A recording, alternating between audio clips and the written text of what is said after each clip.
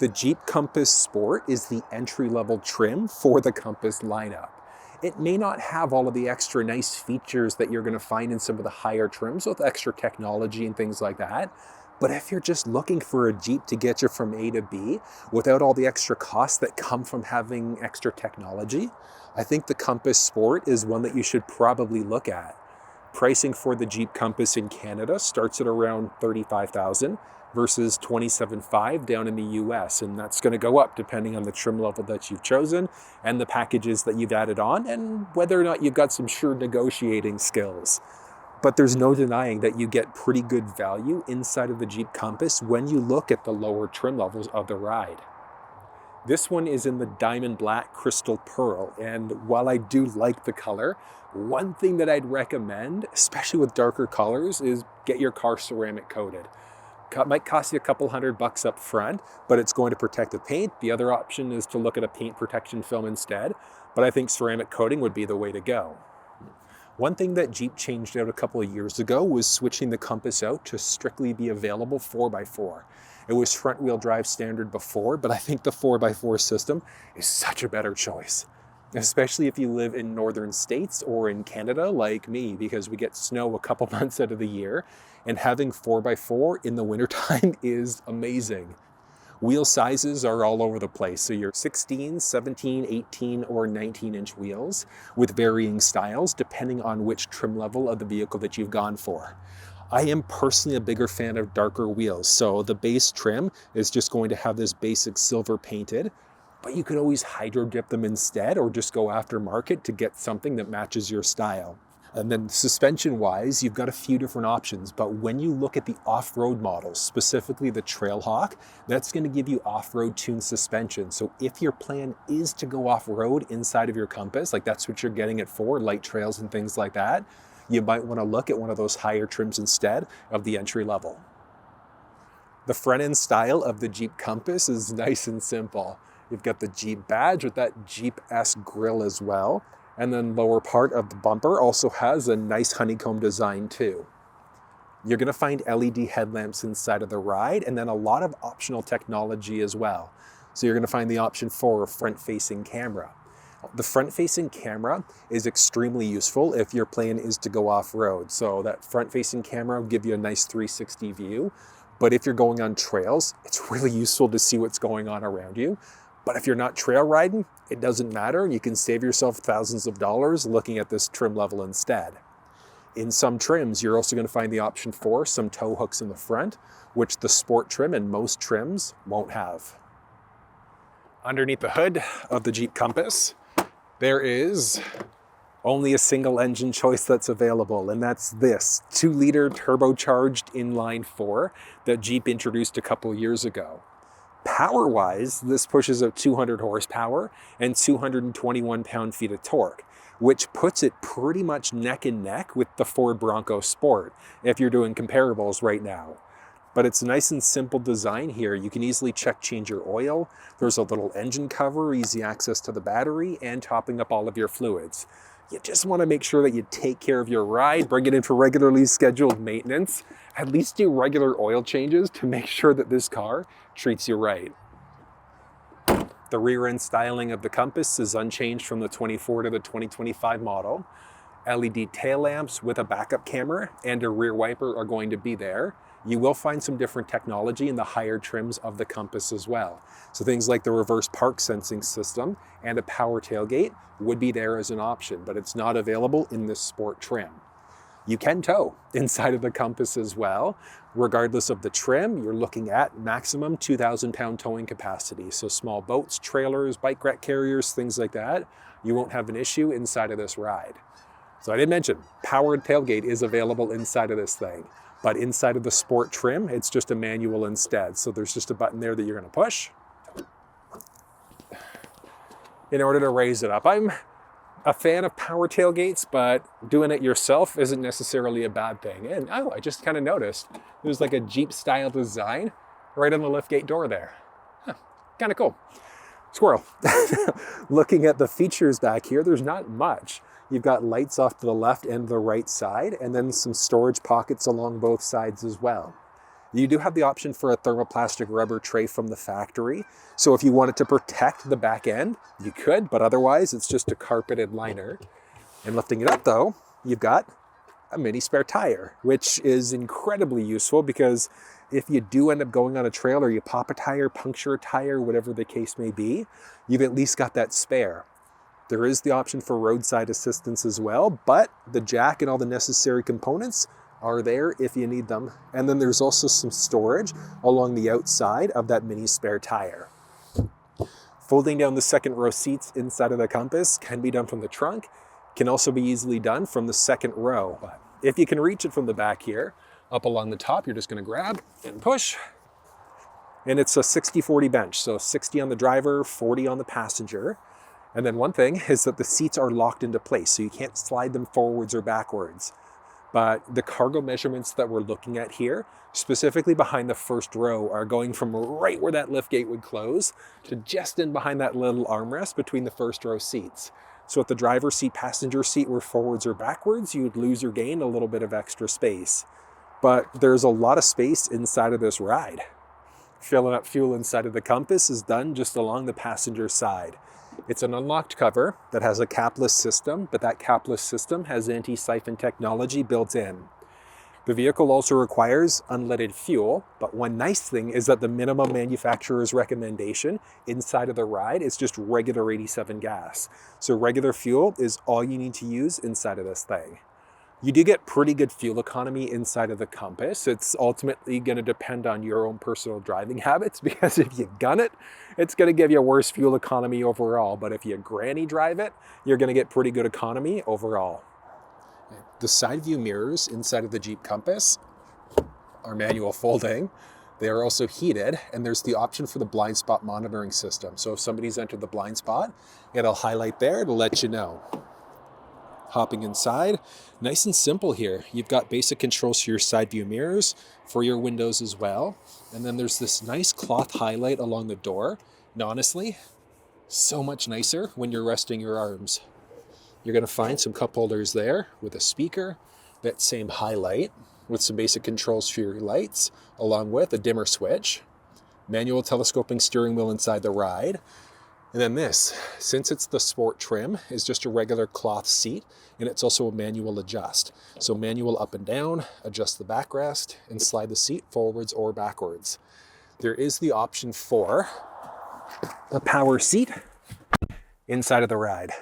Whew, that is chilly. Nice little start up there. There we go. Now, a few things is that since this is the entry-level trim, it doesn't have some of the extra niceties. So you're only gonna have basic cruise control, not the adaptive, and it's simple here otherwise. But if you wanna walk through, like you wanna know how to use the steering wheel buttons, go through the cluster screen or the infotainment, you'll find walkthroughs down in the description of this video. But some highlights here. One thing that I love about Jeep vehicles is that in behind the steering wheel, you've got options to change between song stations, adjust your volume as well on the right side. That's one thing that I really like that they do. And then there's a button in the middle there as well in order to jump between all of your different presets. So I love that Jeep's done this, but the interior here is nice and simple. And then seat-wise, so mentioned, so this is the sport version of the vehicle, which means you're looking at just regular cloth seats. There is leather seating available as you move up to higher trim levels, but I would say overall, the seat comfort is actually surprisingly nice. And it's funny, like I've got the heated seats on right now as well. It feels so good, but I would say the seat overall is fairly comfortable here. And with the seat as far down as it's gonna go, with me sitting fully upright, I've got 4 roughly inches of headspace, which I think is pretty respectable. There is the option for a panoramic sunroof inside of the ride, which this one doesn't have. But pretty good space inside of this vehicle otherwise though. Mentioned there's strictly going to be regular cruise control in this trim, but adaptive cruise is available as an option. The infotainment system here, there are a few different versions that are available. So this is the smaller one without factory navigation. There is one available with factory nav, but regardless, you can hook up over Android or iPhones if you want to. So for iPhones, you can use Google Maps, Apple Maps, and Waze. And then through Android devices, Google Maps and Waze. right through this screen. Incredibly useful. But the system itself is simple. It's straightforward. There are basic vehicle settings. Well, there are a series of vehicle settings and then audio controls and things like that. Like I said, if you want a walkthrough on how this is all used, you'll find that down in the description of this video.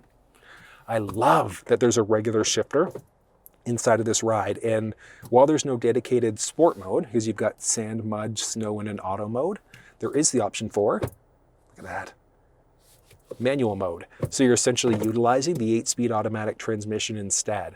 But I do think that the shifter inside of the ride, nice and comfortable in the hand. And then even looking at basics like the backup camera quality is actually pretty solid inside of this car as well. You've got an electronic parking brake, some storage high with your cup holders down low, that 4-wheel drive lock. There's also an armrest. It's got a bit of storage in there, nothing crazy. Same highlight that you saw along the doors there. And again, I think that this is so much nicer than having this material, more comfortable on the arm if you're resting it there.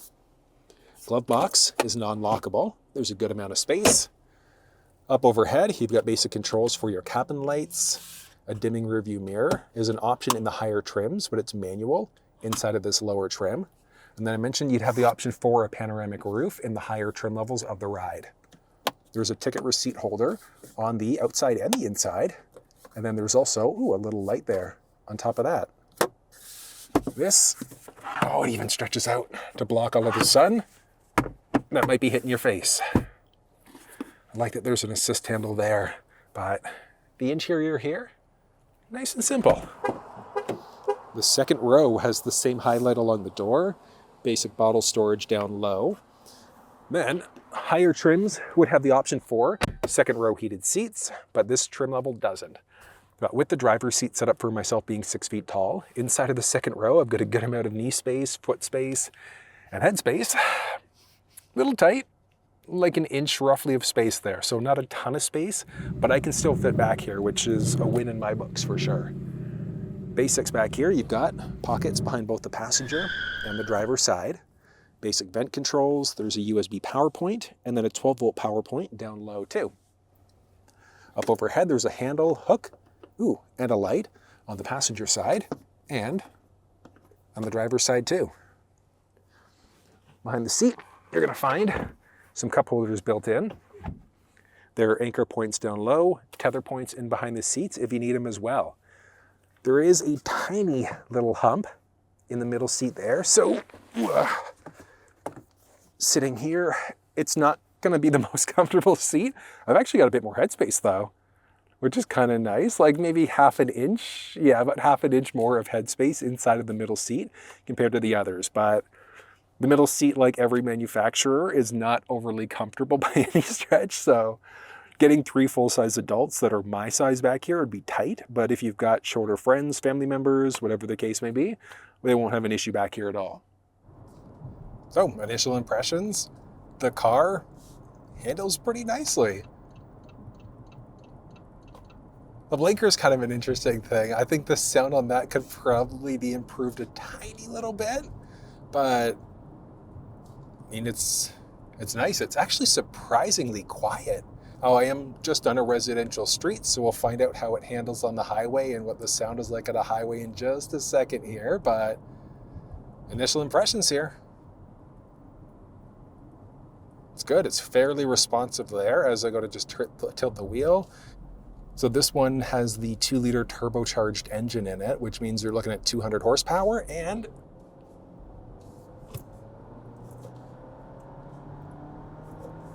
there you go, 221 pound-feet of torque. Love